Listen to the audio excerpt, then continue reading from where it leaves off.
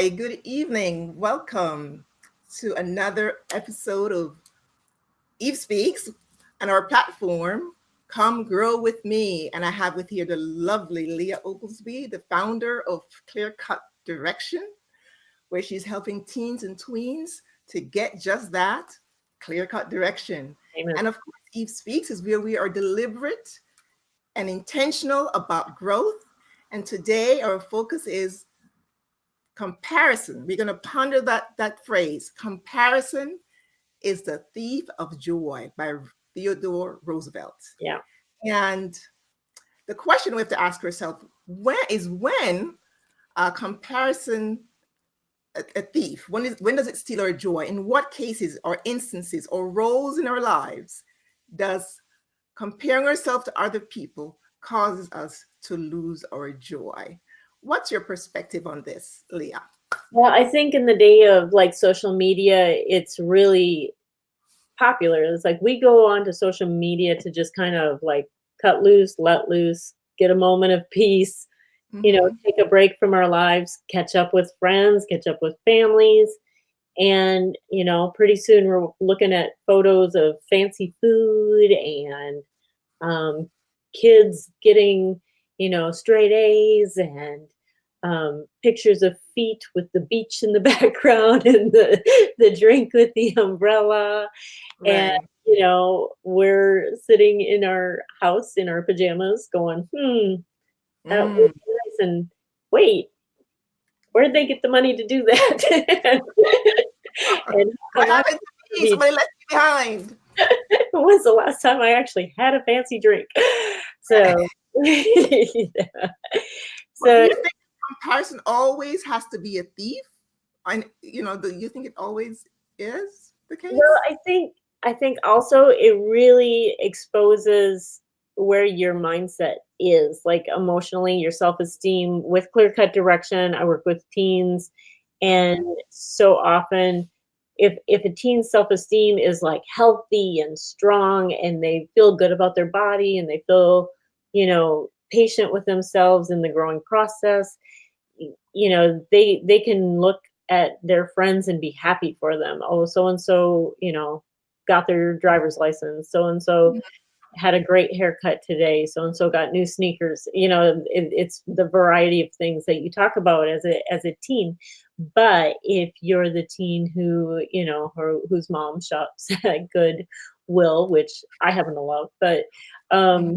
or they doesn't have the brand name stuff, or just doesn't have the money to do the extra class trip. Like my Right. kids always like they say, "Oh yeah, my class is on a class trip, but I didn't tell you about it because it was $500 to go." Like they know to not even ask. Mm-hmm. 'Cause number one, I don't love my kids being away for 3 days, and Right. number two, $500 is just I'm like just them being far away 3 days, $500. It just doesn't measure up.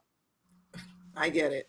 So, Yeah. but your point though is that people are busy working on themselves. If you're in an active process, I find for myself, if I'm in an active process of personal development, I'm less likely to be comparing myself to other people because I know I'm running at my optimum speed Yeah. for myself.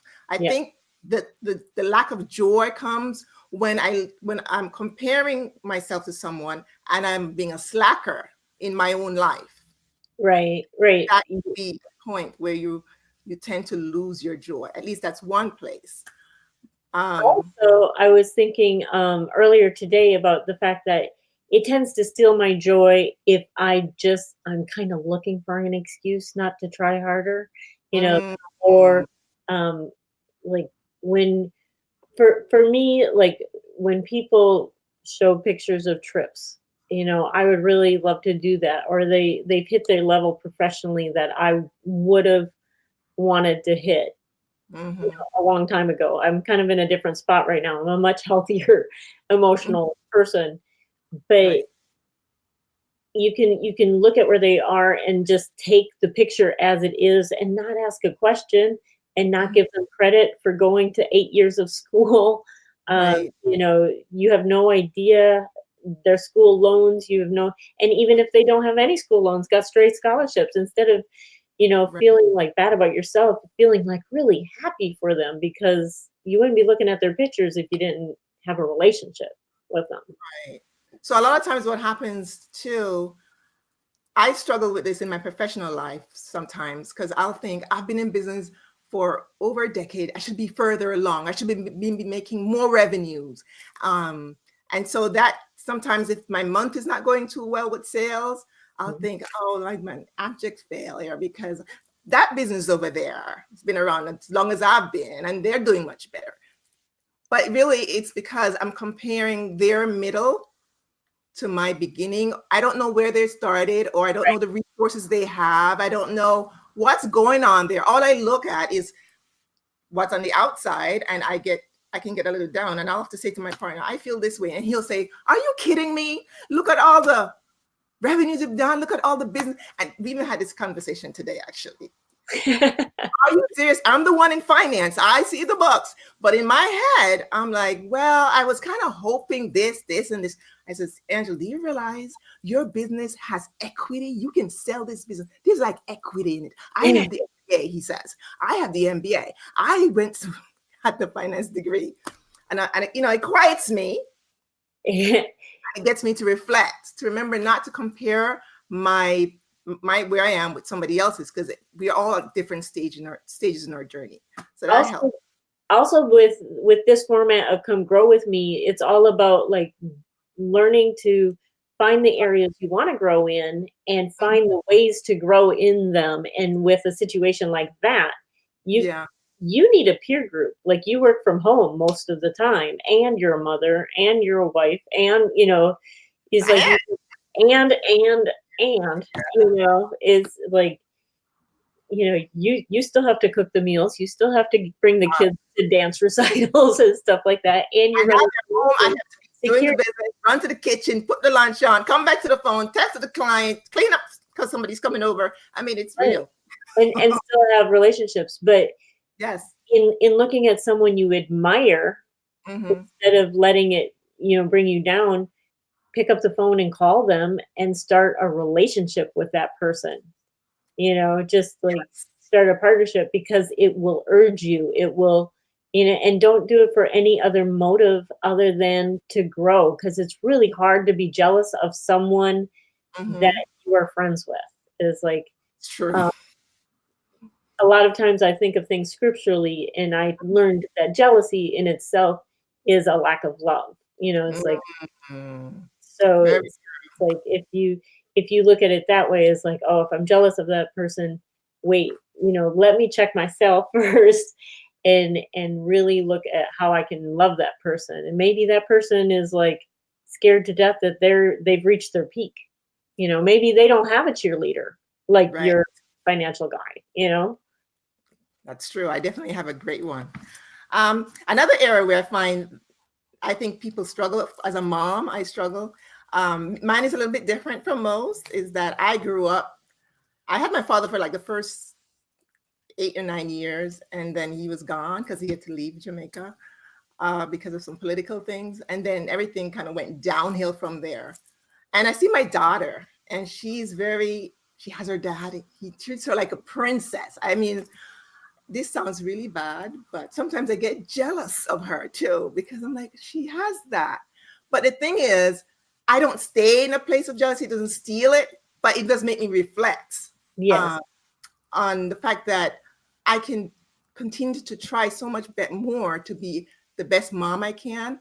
But I do have to admit that when I compare her childhood to the one I have had, it does sometimes bring a little sadness to my eyes. And And then I get joyful again. Oh, that, she has that it. that's a really vulnerable confession, and I think it's a really great Mhm. example, because there are lots of things in our life, just as women, that we didn't deal with stuff, and we didn't even know was there until a certain situation kind of tweaks it, and it kind of ruffles our feathers a little, and we didn't Right. even know that we needed to look at that area of our life. But you took that insecurity, or that sorrow that came from just missing your dad, Hmm.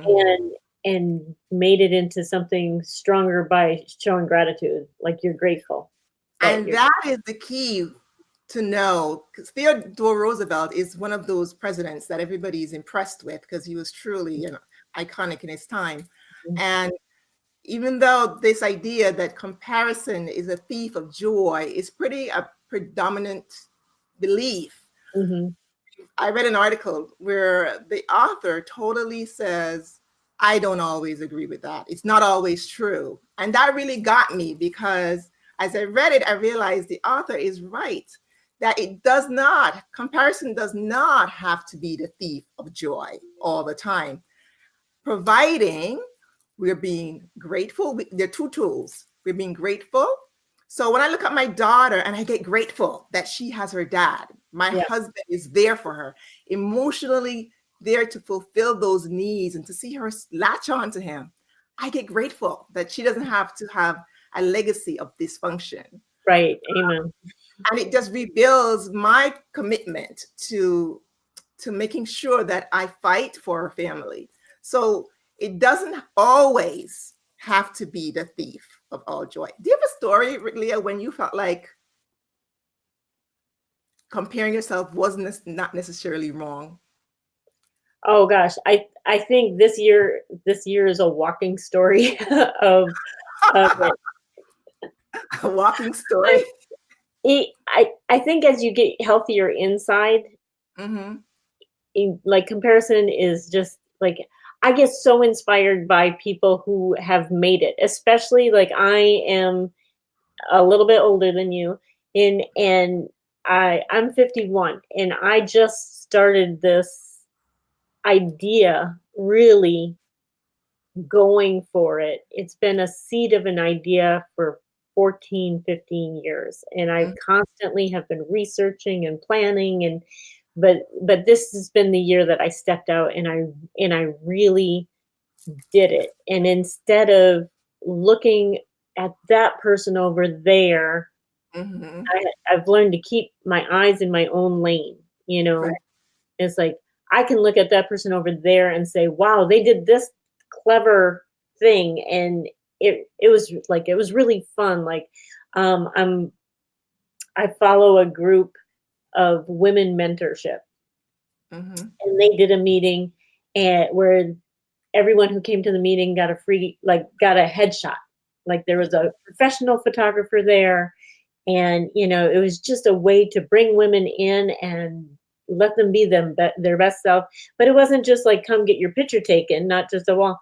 They got their makeup done. They got, Mm-hmm. they got consulting done for the best pose, because they're all trying to like start their business or grow their business. And it's just women helping women instead of women competing with women. It's they're all being cheerleaders for each other, even if their businesses are the same or have nothing to do with each other. Right. They're not operating from a place of scarcity. I think that Yeah. that's an area when it's Yeah. feels So you too. Yeah. um, I have a kind of a funny story. My daughter's very, pretty, and Mm-hmm. she's a teen, and most of the time she would get ready to go to school, but it was testing day. So she put on her sweats and her sweatshirt and her hair up, and her friend was like, "What is that? What are you doing here?" And she's like, "Looking gorgeous as usual." Like she's just like, you know, I'm That's what doing she it. Yeah, and she's like, I'm wearing it well, I'm comfortable. said. And that just goes to show that she's really secure. Like, she could have been like, "Oh my gosh," but, like, it became kind of a joke. She took it Uh-huh. so serious. She's like, "You're thinking way too much about what I'm wearing. Like, get a life." But she didn't say that. She's not impolite at all. She's actually more proper than I am. But Uh-huh. so but if you feel good about yourself inside, it doesn't even matter who catches you with no Mm-hmm. makeup in the grocery store or whatever. You can still speak your purpose. You can still show the love. You still have what it takes to give. And if you yourself are constantly building your confidence, Right. no matter where your business is, you'll be fine. Be patient with yourself. Exactly. I'm being patient with myself right now as well, too. Be patient with myself. So the idea is to not to operate from a place of scarcity and to allow the comparison to help us with growing in our gratitude and growing in our humanity. For example, if I had a bad day, for example, everything is going wrong, and I somehow do some introspection, and I see something on the news where a woman may have lost her child or something is happening in some country, instead of going woe is me about my situation, I can reflect and turn my mind, my mind to think, let me try to help, so that my comparison or my woe is me doesn't become something that continues to get me to spiral down. But I use it, the comparison, to say, well, I don't have that situation over there, so let me use it to help. Let me use it to perhaps contribute some money. Maybe I can lend a helping hand by going to serve. So this idea that comparison is a thief of joy is not always true if we know the two tools that must work together to make Yes. it not so. So that's crucial.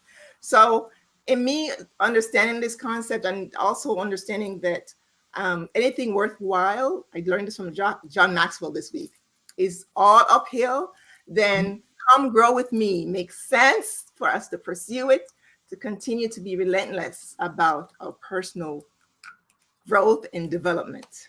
So as Wait, we close, you have to go ahead. well, we got about 3 minutes. I just wanted to throw this in with the come grow with me and the clear cut direction to do so. I always urge people that if you find yourself having comparison be the thief of joy, to like just stop it and say, like, what am I missing? And then Google the best book to grow in that area. Or if you're wondering why other people take trips, then maybe, start a savings account specifically for a trip to the beach that you're going to take a month from now. 10% Mm-hmm. of every paycheck goes to that until you can afford to bring your family. Or just, there's always resources to find ways to not stay in the downward spiral. Right. You just got to identify it and, just stop it. And if you feel like you can't stop it, reach out to someone. Or what Angela, she played a Or you song. can click my link below. We're having a free coaching program Oh, for yes. a Yeah. limited period of time. Click sign up. Let's get you in a 30-minute session for us to get on with the business of intentional personal development. That's the thing. You have to do it with intention. It's not automatic. Growth is not automatic by any means. I wrote in my book, Peace Beyond the Splinter, that we have to decide to leave stuckdom. We have to decide to let our flicker to become the flame. It's a deliberate act. I'm constantly working on myself, working on my thoughts, my emotions, my feelings, so they don't drag me around, that I would learn to lead my life instead of my life leading me. Most of That's us accept our lives instead of leading our lives. right. So thank you so much, Leah. Thanks, Please connect with Leah at Clear Cut Direction. If you're a teen or the mom of a teen, she's great with coaching and just really helping them to navigate these really tender years, or should I say tricky years? I don't know. I was all confused as a teen. Angela. Yes, thank you for joining us here. Please leave your comments on the replay. We'd love to know how this conversation may have helped, or what we can do to help you. Reach out. We're here for your support. Until next time, please have a better than terrific evening, and we'll see you in another episode of Come Grow with Us. Bye-bye, and have a good evening. Bye-bye.